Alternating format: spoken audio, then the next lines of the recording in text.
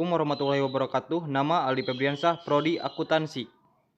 Akuntansi dasar, juga disebut persamaan raca, merupakan hubungan antara aset, kewajiban, dan ekuitas pemilik dari sebuah bisnis. Ia adalah dasar untuk membukukan berpasangan untuk setiap transaksi. Total debit sama dengan total kredit. Hal ini dapat dinyatakan sebagai lebih jauh lagi. Teman-teman, ada 3 konsep dasar akuntansi perusahaan yang harus kalian pahami. Ketika berbicara tentang bisnis, Anda tidak akan bisa lepas dari uang.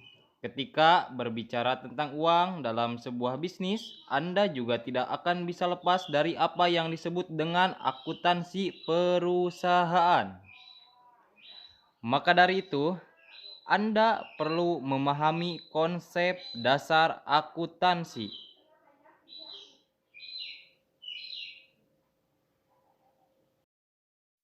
Konsep dasar akuntansi adalah proses mencatat, meringkas, mengklarifikasi, mengolah, dan menampilkan data transaksi serta kejadian yang berhubungan dengan keuangan agar dapat digunakan dan mudah dimengerti. Pengambilan keputusan atau keperluan perusahaan lainnya.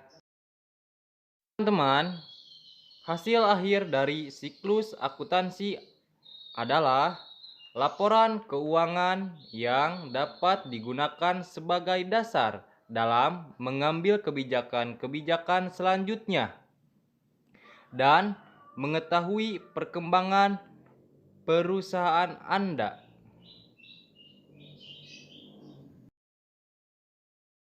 Oleh karena itu, teman-teman sebagai pemilik bisnis harus memahami setidaknya konsep-konsep dasar dalam akuntansi perusahaan. Apa saja konsep-konsep dasar dalam akuntansi perusahaan? Mari kita simak bersama-sama, oke?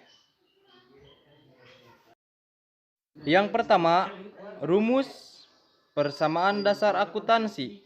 Rumus persamaan dasar akuntansi sebenarnya cukup sederhana, yaitu aset dan ekuitas atau harta dan modal. Pada umumnya, orang mendirikan sebuah bisnis dengan mengandalkan modal sendiri atau disebut juga ekuitas. Ekuitas ini kemudian dipakai sebagai untuk membeli aset dan sebagian lainnya disaksikan dalam bentuk kas perusahaan. Ada kalanya suatu perusahaan akan melakukan ekspansi dan membutuhkan modal tambahan, sehingga mereka pun mengajukan utang atau kewajiban ke pihak lain, seperti bank atau lembaga keuangan lainnya. Dengan adanya tambahan utang, rumus dasar akuntansi pun perlu dikembangkan, yakni harta aset sama dengan utang plus modal yang kemudian dapat dijabarkan lagi menjadi harta beban utang. Harta atau aset, semua kekayaan baik yang berwujud maupun yang tak berwujud yang digunakan dalam kegiatan perusahaan. Misalnya kas, piutang, perlengkapan, persediaan, bangunan, tanah, mesin, industri, kendaraan, dan sebagainya. Banyak lagi. Kewajiban, keharusan yang dimiliki oleh sebuah perusahaan untuk membayar kepada pihak pemberi pinjaman, misalnya utang usaha, utang dagang, utang bank, maupun utang yang diberikan pihak lain. Harta atau aset yang dikuasai perusahaan, misalnya saham, modal di sektor, dan pref. Untuk perusahaan perorangan, ekuitas adalah modal yang dimiliki pemilik perusahaan. Untuk perusahaan perseroan, ekuitas berasal dari saham yang dikeluarkan.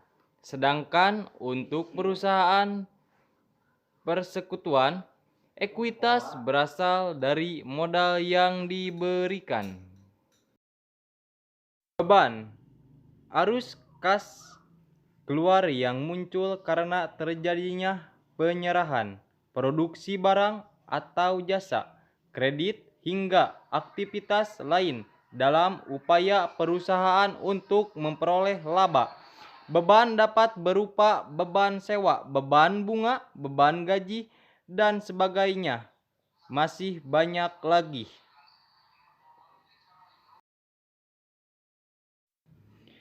Pendapatan arus kas masuk yang didapatkan dari hasil penjualan barang atau jasa, penyerahan barang, maupun aktivitas sejenis lainnya. Pendapatan juga sering didefinisikan sebagai penghasilan yang diperoleh perusahaan dari penjualan.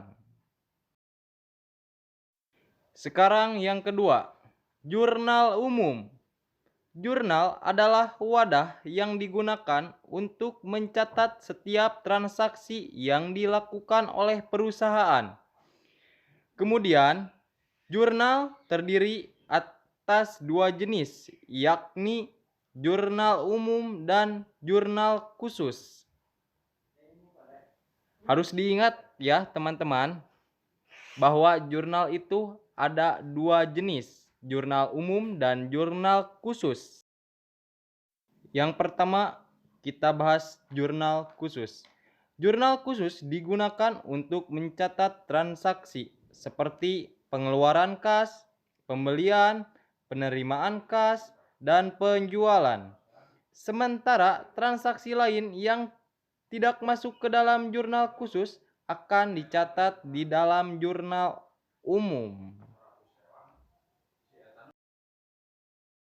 Sekarang kita bahas poin yang terakhir, yaitu poin laporan keuangan. Teman-teman, untuk mengetahui hal tersebut, laporan keuangan terdiri atas laporan laba rugi, laporan perubahan modal, neraca, dan laporan arus kas. Laporan laba rugi adalah rangkuman pendapatan dan beban selama jangka waktu tertentu. Laporan perubahan modal adalah rangkuman perubahan modal memiliki dalam jangka waktu tertentu. Komponen yang diperhitungkan yakni modal awal, seperti laba bersih, laba berjalan, pref, dan modal akhir. Neraca. Neraca adalah daftar aset, kewajiban, dan modal pemilik bisnis pada tanggal tertentu. Laporan arus kas adalah penjabaran jumlah kas yang diterima dan kas yang dikeluarkan oleh suatu perusahaan. Teman-teman, cukup sekian materi yang dapat saya sampaikan. Mohon maaf atas segala kekurangannya, atas segala kesalahannya. Saya Aldi Febriansah. Wassalamualaikum warahmatullahi wabarakatuh.